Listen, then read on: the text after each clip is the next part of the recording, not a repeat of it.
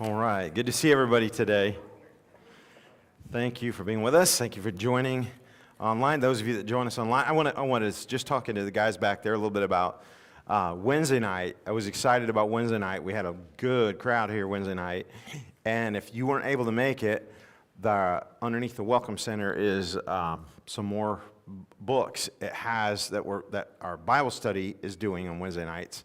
There is I do it online. Yeah, Ryan's got it there. It's called Continue. Grab you one of those. It's a workbook you fill in, and if you missed Wednesday night and you want to come to those, or you can't make it on Wednesday night, you can go on Facebook on our Maranatha Baptist Church Facebook page or on my personal page, and you can follow along because I'm gonna at 2 o'clock every Wednesday. I'll be doing that live, the same exact lesson we do Wednesday night. So, but it's more fun to be together here, and sometimes we can get a little more into it. But great material. I'm excited about it. We had a good attendance Wednesday night, and Lana, it was exciting to see 4 single moms and in that class, and I'm still getting Facebook messages about more that are interested. So if you see our single moms post on Facebook, share that, share it. People around this community there's a lot of single moms looking for that kind of help, and Lana's doing an outstanding job leading that, as I'm really excited about it. So at least 14 weeks we'll be doing it this way, and we'll see from there. But if you didn't make it Wednesday night and you're able to, come back this Wednesday night. It'd be great. All right. Today I want to go to Acts chapter 2. And we're going to talk about Peter's method of evangelism, okay? How he reached people. We're going through on Sunday school, we're talking about all the different disciples' methods of evangelism, how they reached people. Today is Peter's. And I'm going to tell you honestly, this is just one approach of many. It's not, there may be fewer people in here that will follow this method than maybe Levi's or Andrew's or Philip's. This is a little more what I would call specific. Here we are in Acts chapter 2, verse 14. It says, "But Peter, standing up with the 11, lifted up his voice and said unto them, Ye men of Judea, and all ye that dwell at Jerusalem, be this known unto you, and hearken to my words. For these are not drunken, as ye suppose, seeing it is but the 3rd hour of the day. But this is that which was spoken of by the prophet Joel." Now, what's he doing? What he's doing is he's preaching on the street corner in a very public place. And you'll find Peter doing this throughout his ministry.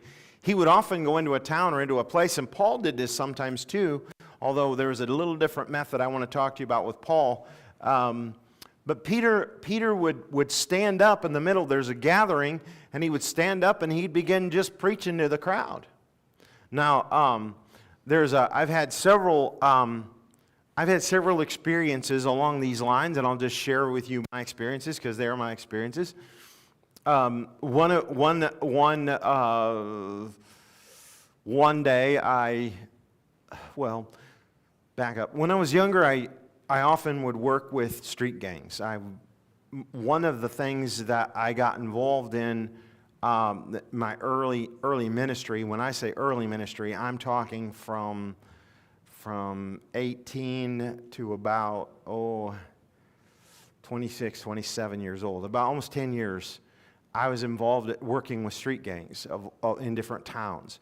And that afforded me quite a bit of interesting opportunities, complicated opportunities. When I've talked about my life being threatened, those are periods of time that I'm mostly speaking of. Where I grew up, I've mentioned, how we were and so on, and some of you guys remember how that you could go to high school and boys would pull up the local public school pickup trucks all had shotgun racks in the back. Anybody remember those days? That's where I grew up. That was common. Everyone was carrying a gun. It was It was just a thing. You didn't even think twice about it. In fact, as soon as I got a pickup, one of the reasons I wanted a pickup was because I had to have a shotgun rack in the back of my pickup. It was a big deal, you know? But because of that, I don't know what it was, but it seems so we're so far removed from there. But there was a lot of that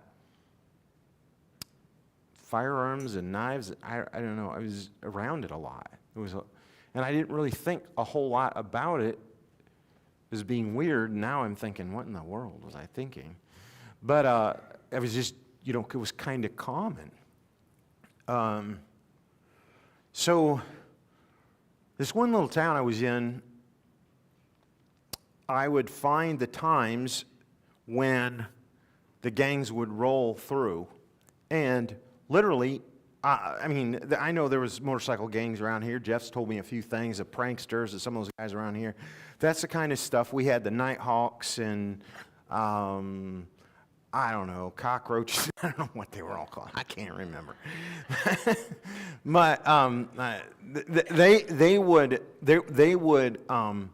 there was drug deals and all this stuff. And one section of this town, I won't mention the town because we're online, but this one section of this town, there was no lights. It was kind of a really, really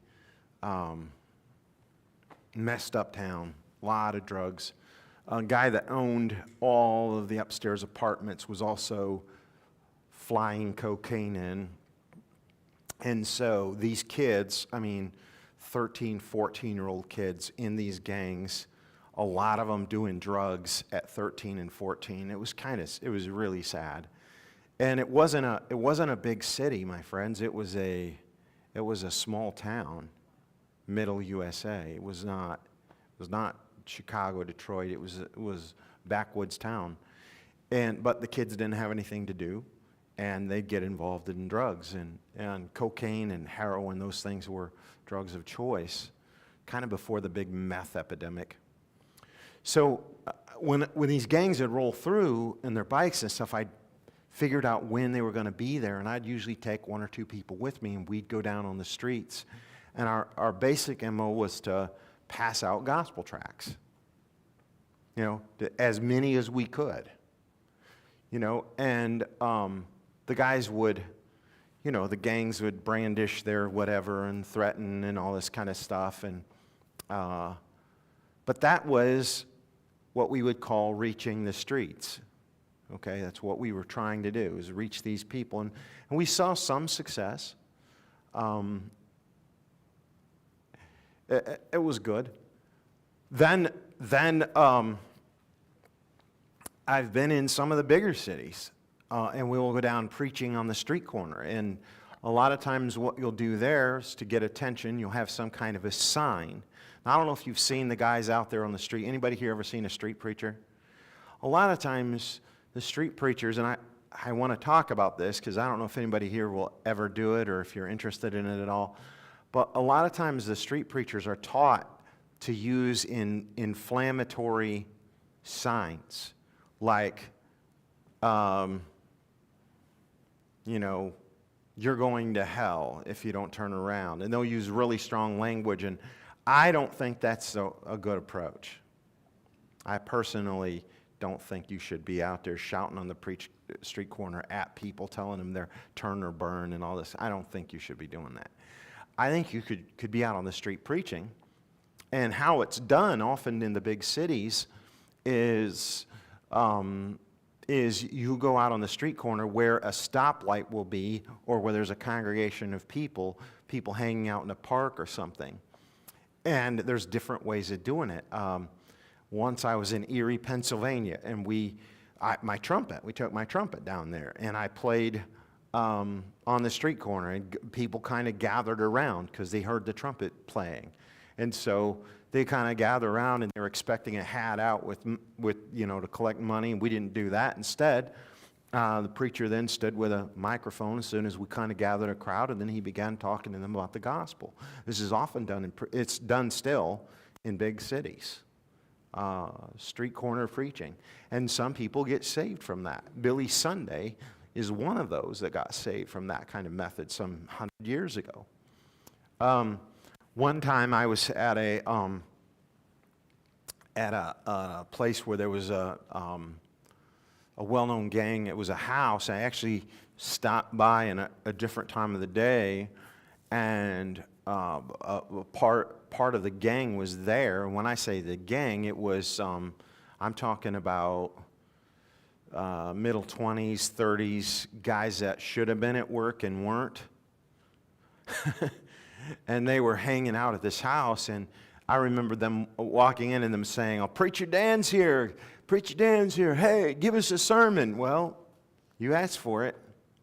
So I gathered them out on the front porch. Well, there was probably, I'd say 15 to 20, 25 people, adults. And they all were catcalling and hollering. I said, "You guys asked for it. Sit out here."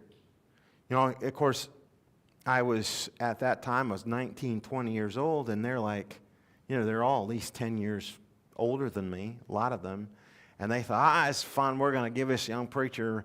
And they were kind of, I don't know, I just told them, just kind of commanded the situation. And they were like, "Oh, he's telling us what to do." Okay. So they all sat down and they listened to me preach. None of them got saved at that point, but that I remember. But that, again, is a street corner preaching. There is all kinds of opportunities for someone that has, I'm going to tell you, it takes a little, what's the word, shoot spot? It takes a little bit of, you got to forget yourself a bit, because it's nerve-wracking. You guys have heard me tell a story about Zach and I were standing in Toledo, I think. It was Toledo, Ohio. We were street preaching out there.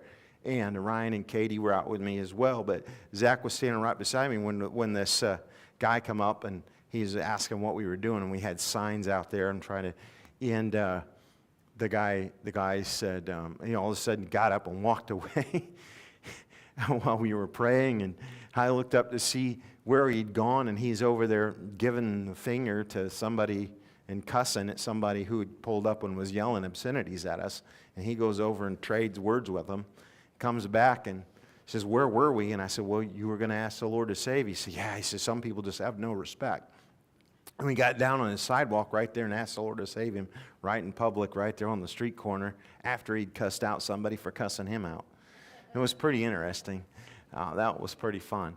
But we've seen that happen a lot, those big kind of open conversations in congregations. Now, there's another thing that I like that I think is pretty cool, and these are opportunities like what happened a couple years ago. There was a police day down in Charleston. How many of you guys went to that?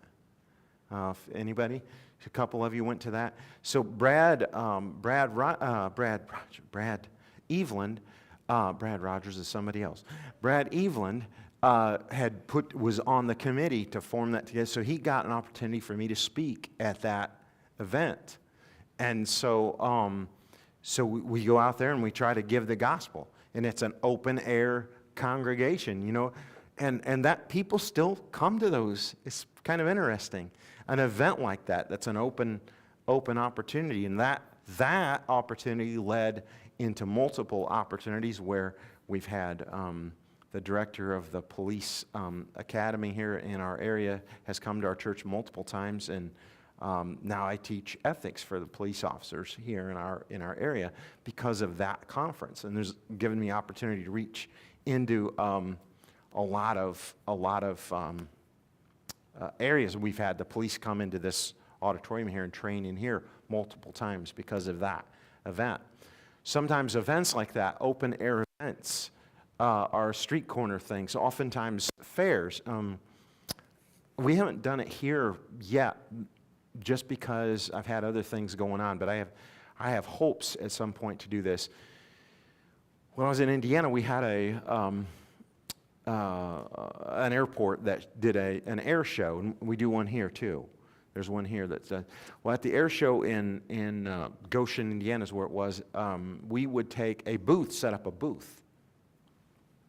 And we would give out pamphlets and flyers and things. And we did it here at Peterson Park during the Bagel Fest for about 4 or 5 years. We did it. And that's also where you can do like floats, things like that. And if anyone's interested in doing that kind of thing, you're artsy and you want to be involved in that, you understand that we could put together a float every time there is a parade. And I've noticed Mattoon does a lot of parades. But every time there's a parade, we could put a float together and do, but you got to have people that are really interested in that and want to do that. That's a great way to be open air and present the gospel. You see, there's just multiple ways of doing it. But it's going out into the street corners, getting the gospel out that way. You see what I'm saying? It's just that's Peter's method. Peter's method was going out there and gathering crowds and speaking to the crowds. One year, I had an assistant up in Indiana, a couple of them, that we put together an event. I won't go to all the details because there's a lot of moving parts to this story, so we're not going to bore you with it. But we put together, we brought the Vietnam Wall. It was a traveling Vietnam Wall. We brought it to our town. And turned out one of my assistant pastors, his dad was an admiral in the Navy and the director of the FEMA in Chicago. So he put in a call to us, and we ended up getting the Navy band, which is, the town could not believe that our little church pulled the Navy band. But we did. And we brought the Vietnam Wall there, and there was a lot of things we did. One of the things was we went to one of the companies in town and told them in our area and asked them to sponsor getting some Huey helicopters from the Vietnam era there. And we had 3 of them. I'll never forget that night when we set the fire trucks up, and we had this gigantic flag right as sundown was, and I still, man, it just gives me chills to think about it. That flag just rolled down. Huge flag started flapping. And while we're standing there, everybody's watching. It's quiet, dead quiet, and that flag comes down, and you can just hear it flap. And then all of a sudden, we hear this bagpiper, and he was playing Amazing Grace. He started out playing Amazing Grace. And everybody's standing there watching. We had his bagpiper. We'd hired him to come across. And he's playing Amazing Grace, and then all of a sudden, you hear those choppers. Nobody knew they were coming.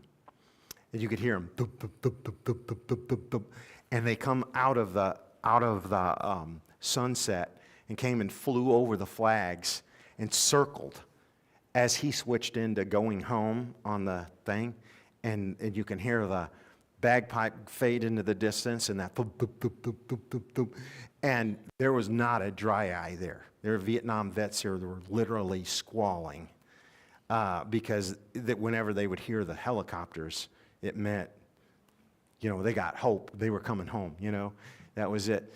Well, somewhere there's a video floating around of some of that stuff, but that was, get this now, we had a church of about, at the time we were running, about what we run here, about 120, 130 people. When we put that on, we had 2,000 people show up, plus, at an open air. This pulpit was out there. I had this pulpit right out there. And I spoke behind the pulpit, prayed behind the pulpit. We had every Adrian Cronauer. You guys know who Adrian Cronauer is? Anybody ever heard of him? How many of you ever heard the movie Good Morning Vietnam? Anybody watch that? So Robin Williams plays Adrian Cronauer. Well, actually, we had Adrian Cronauer there. Adrian Cronauer spoke from this pulpit right here. And it was a big deal. I got a book. Ryan's got it in his library now. Ryan did the pledges. He was about this tall. And We Were Soldiers Once and Young. Remember that? That's by Colonel, what's his name? Hal Moore. So if you go over to Ryan's library, there's a book over there, and it's signed by Colonel Moore himself. It's kind of cool. But that event, I'm telling you about that event. That's a big event, and that event was done for the purpose of gathering a crowd to be a testimony. And we used the Vietnam War Memorial as an event. There's another thing that I've done before, and these are my experiences, just ideas. I'm throwing ideas, okay? And I'm hoping over the next 5 years, 5 to 10 years, to incorporate some of this stuff here. But we did what we called the fire challenge. The first event we did, we didn't have very many people come. So we tried to refigure it to gather a crowd. And what we did was we went out. We lived in the country, so our church was in the country. So we went out to the there was different fire departments around. We had 8 fire departments in our area that was in little volunteer fire departments, and there was a couple that were regular ones and were paid. But we made a competition. I went and bought a trophy that was 6 foot tall, and on it was a plaque, and it had places for names. So this trophy was a competition between these 8 fire departments, and they had to do we set up bleachers and stuff, and then they had to put out this fire, and they had to do it in a certain amount of time, do the testing and all this kind of stuff. And so I went to Indianapolis, because I was from Indiana, and I asked the fire marshal to drive up to our corner of the state from Indianapolis, and I asked him to be a judge for these fire departments. It's a big deal for them. We ended up getting state certification to do all this stuff, the training and stuff, and they were able to count it as training. We do different things. Like one year we did the gas training tree. One year we did an old church bus that was junk, turned it into a rolling meth lab that blew up, and they had to put the fire out. One year we did a semi-truck trailer, and a car crashed into it, and there was a rescue Randy in there they had to salvage. And I've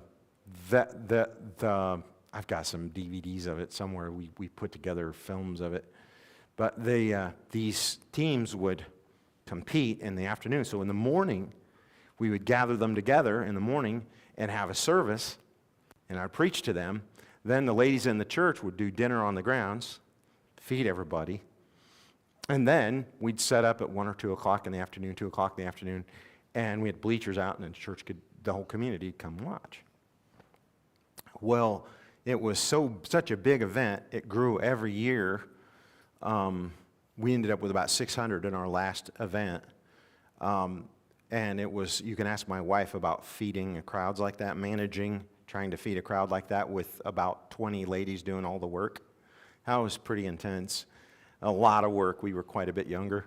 But the thing is that what happened was we saw several firemen come to Christ. I ended up becoming an honorary state fire marshal. I carry that title now, Indiana State Fire Marshal. And because of our work with it and the training that we provided for them, I've tried to do some of that here, but we have restrictions here that we didn't have there. We were out in the country, so we didn't have to submit to a city fire department system. And here we have to do that. So that's why we haven't done it here, because it was very successful. We brought a lot of people, and then that trophy I told you about would travel from department to department, and every year those guys they fought over it. And when I go back to Indiana now, it's often that I'll find somebody will come up to me and say, a fireman will come up to me and say, yeah, that trophy's sitting in whatever station, the last one that won it before I left. They still meet, I don't know who they are, and they're like, we had several firemen accept Christ, and crowds would come, and it became such a big deal. The newspaper, like I said, the front page of the newspaper. Right after 9/11, our biggest event, I hired a semi-trailer that had the names of everybody on it that had died in 9/11. Have you ever seen that semi-trailer? It cost us about $2,000 to get him there. And we hired him to come and set out there. And folks were just stopping to see what that was all about. And we had 3 helicopters, Samaritan and 2 others, life flights, that came and landed. And it made a big event. We had to, the church that we were in would only seat, like this, it would only seat about 120 people. So we had to put up a tent outside. It cost extra money so that we could handle the crowd on those events. We tried. One time we crammed in 300 people into a room this size. And that's when we decided we're done. We got to put it in a tent. But those kind of events are things that I would like to see going forward. Us once a year do something like that. I kind of wanted to update you on, or talk to you about that a little bit, because one of the reasons I'm wanting to open up that foyer is because an average service, you know, we on Sunday morning we pack out pretty good in here, but there's still seats available, right? But on an event like that, like we had one event here where we had 195. We reached 195 in this event here. And there was 25, 30 people standing in the hallways. And it's one of the reasons why we have junior church, by the way. We have junior church so that there's enough room when we're preaching. We put some of the children in a different section of the building. You know, it's okay for them to be piled in here on people's laps and whatever for part of the service, but while we're preaching we're preaching the gospel and trying to reach people's hearts, we put the children in another place to give us a little more room.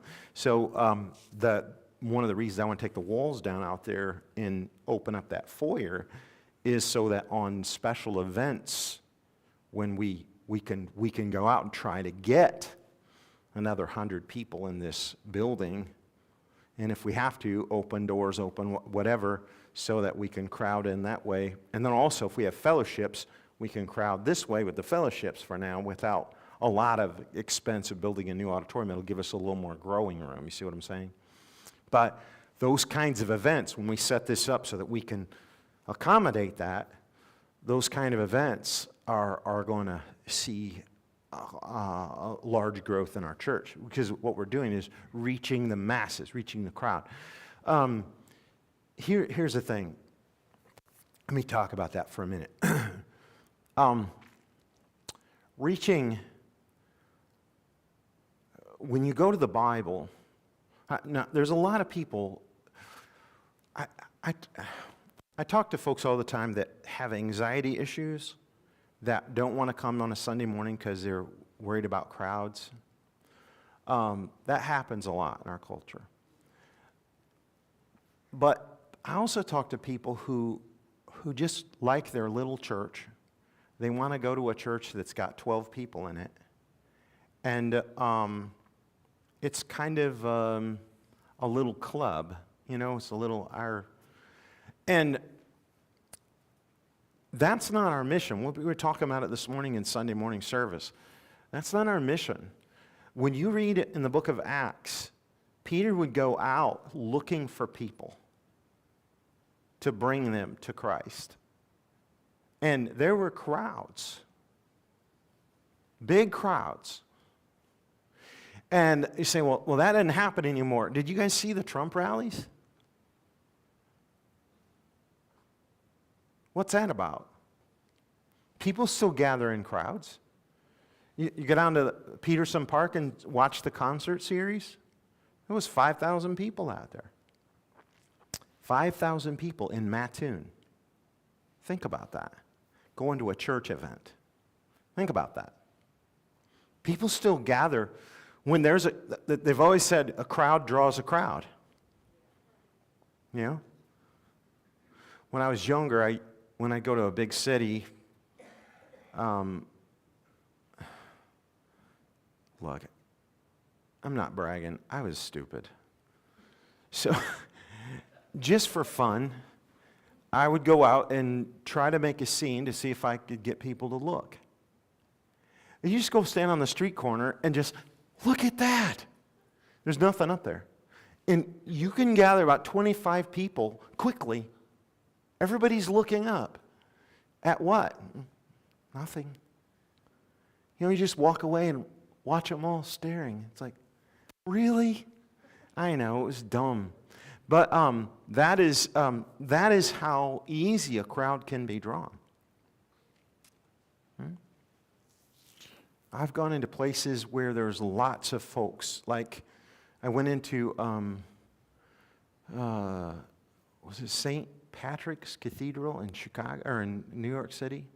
I think it's St. Patrick's, a big one. The doors are open there. Anybody can go in. So I took a bunch of gospel tracts. I was dumb. I'm not advocate, but the idea was Peter reaching like Peter did, going to find the people. And here's folks praying, and they're by these idols, here's the idol of Saint somebody or other, and they're praying there and putting money in the coffers, and I'd walk up behind them and say, here, I'd like to give you something. They thought I was a priest. All these people are taking these gospel tracts, free gospel tracts, and I did that until the priest kicked me out. That did happen. Honestly, it did happen in New York City. So the reason let me go back to what I was starting to say. Folks misunderstand when you start trying to reach masses of people. They say you're trying to build a big crowd or build. No. That's not it at all. But you have to understand that the Lord is not willing that any should perish, but that all should come to the knowledge of Him. And the truth is, when Jesus would preach on the hillside, thousands would gather. Why? Because they were interested in what He was offering. They were curious about it. People are naturally curious. And that curiosity is something that Peter capitalized on. The same thing, that's why you have these events. If you have an event that people are curious about, everyone's talking about it. We call it, in marketing, they call it talkability. If you got something going on right now, I don't know if you realize that, but in this town, we have a huge curiosity poll. Have you noticed? The school. And we actually have a couple of families that have started coming to our church because of the curiosity of the school. And it's a big thing. And we call it talkability in marketing. There is something about our church that is it's something for them to talk about. And if you keep giving the town something to talk about, by word of mouth, that's how they hear about your church. And we're not trying to compete honestly against other churches, but remember something. There's a huge percentage of this town that does not go to church anywhere. And I'm finding people that used to go to church or went to church when they were kids or whatever, and they're thinking about getting back in, or they missed, or they lost, or they're out of sorts with wherever they're at, and there is an opportunity to reach people. And when you think about it, when I first came here to town, I sat down and I totaled up the population centers around here, and I found that within 10-mile radius, what we call a microplex. So Mattoon and Charleston are what we call a microplex.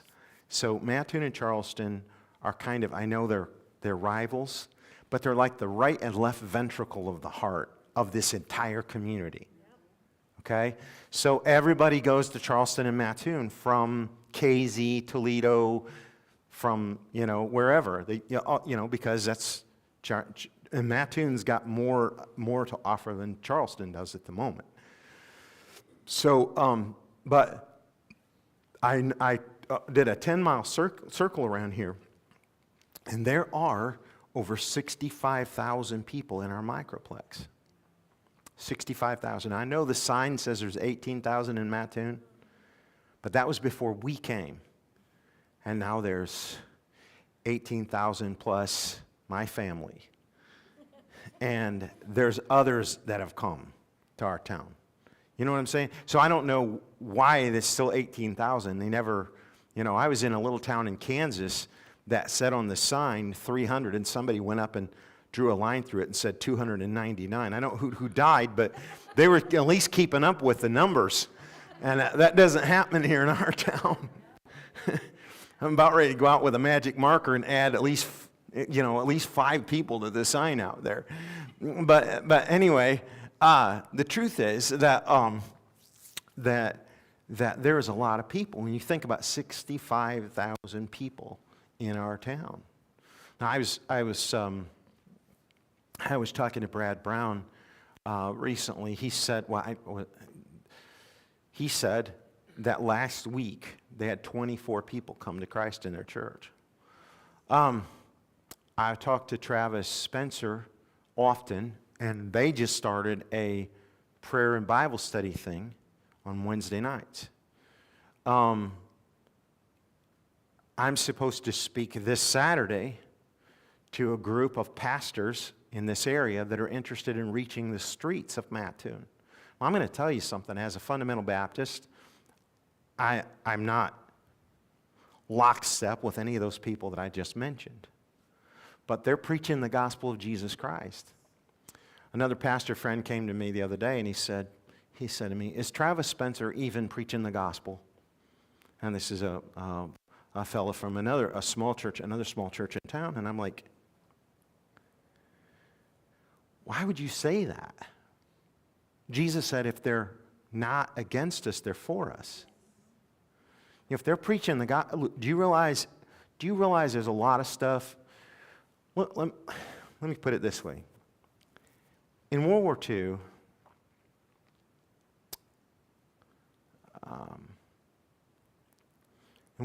there was a lot of collaboration between different countries. So, you remember the Big Three? Who was it? Yeah, who was it?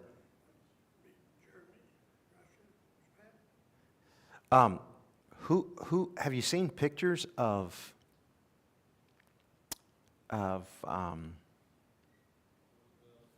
Roosevelt, Churchill, and Stalin? What? What did America have to do with Stalin? I mean, think about it.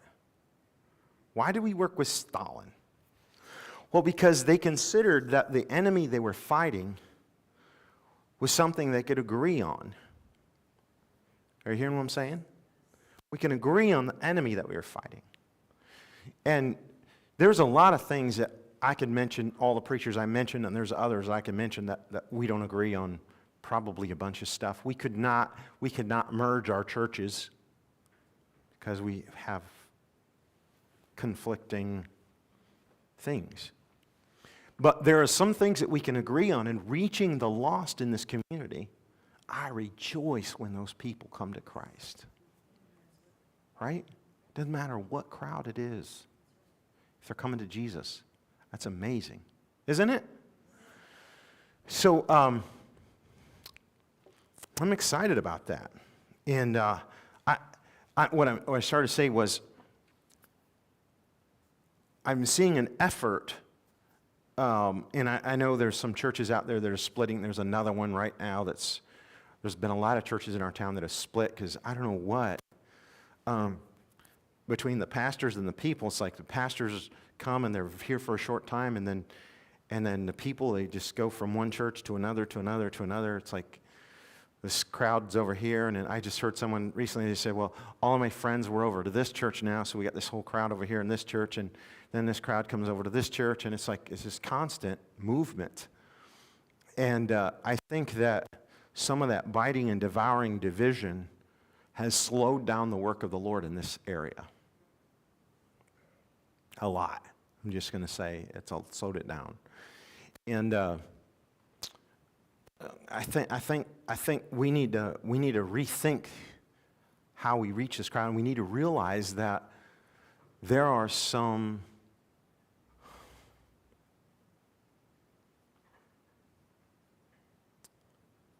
we have some common enemies amongst our churches. We have a common enemy. It's the devil. And we need to go after him. And the things that we're fighting in our culture are so horrible that sometimes we just need to, okay, so this is what we're going to teach and preach in our church, and this is how we're going to do it. But boy, we're going to stop shooting at our allies, right?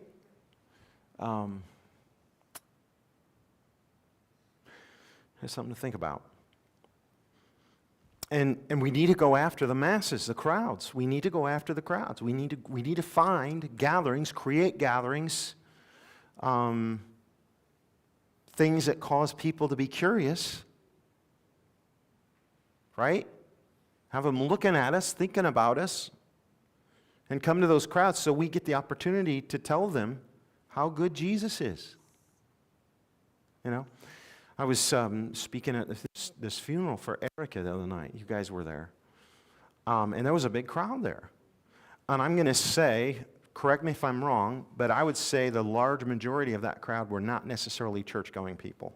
Is that correct? Would you say that's fair? I don't know how many people were there. There's over 100 packed in there. I know that for sure. It was a crowd, 100, 150 maybe people in there, maybe 200. I don't know. It was a big crowd. About standing room only in there. I don't know how much that room can hold, but I told them, I said, you know the reason why crowds followed Jesus? They followed him because he was offering them a message of hope that they weren't hearing from the religious crowd. You realize that's what we have to offer? It's called the gospel. Because the gospel means good news. What's good news? The Lord's not willing that any should perish, but that all should come to the knowledge of him. It's good news. I had a text this morning. Somebody from the community texted me this morning and asked me a question about sins of the past. And they said, does God forgive you? Yeah. Wow. God forgives you. He said, does it ever come back to haunt you? Do sins that you've committed in the past ever come back and haunt you, even when you ask God to forgive you? So, yeah, the devil's the accuser. He accuses you of things that you've done in the past, even that he's forgiven you of, that God's forgiven you of. He accuses you and tries to beat you down and make you, right, weak. And what do you do when that happens? The Bible says, pick up the shield of faith, which is able to quench all the fiery darts of the wicked. What's the shield of faith? The shield of faith is God's promises. And what are God's promises? If we confess our sins, he is, oh man, I'm getting the God bumps. I could dance a jig on the front row right now. He's faithful and just to forgive us and to cleanse us from all unrighteousness. And you just pick up that shield of faith and you wave that, and everything the devil throws at you just goes out. He said he would forgive you. He will reach even to the uttermost. There's none righteous, no, not one, but God, who is faithful. God is faithful. That is such good news. People are looking for hope. Huh? You know, in our culture, people are creating safe spaces, and well, I'm gonna stop it. You know, in our young people, this week I kind of got on them a little bit in my class about, you know, walking around with squishy toys and needing safe spaces and stuff. I'm like, you got the Holy Spirit with you. That's good news. You can handle whatever's thrown at you. The power of God is inside of you. Stop walking around, I'm having problems. I'm going to chew my nails clear off because anxiety. Knock it off. Best news God's ever given us. Huh? Buck up, buttercup. That's in 3 Daniel 2, verse 1. Huh? Best news God's ever given us is he's given us the power. For as many as received him, to them gave he the power to become the sons of God. Right? John 1:12. That's great news. So, Chinese spy balloons flying over. Who cares? You know what I was wishing it'd go over my house? Because I have a I could shoot it down with. Huh? Bow and arrow, bow and arrow, bow and arrow. That's a arrow. That's what I have. 15 of them.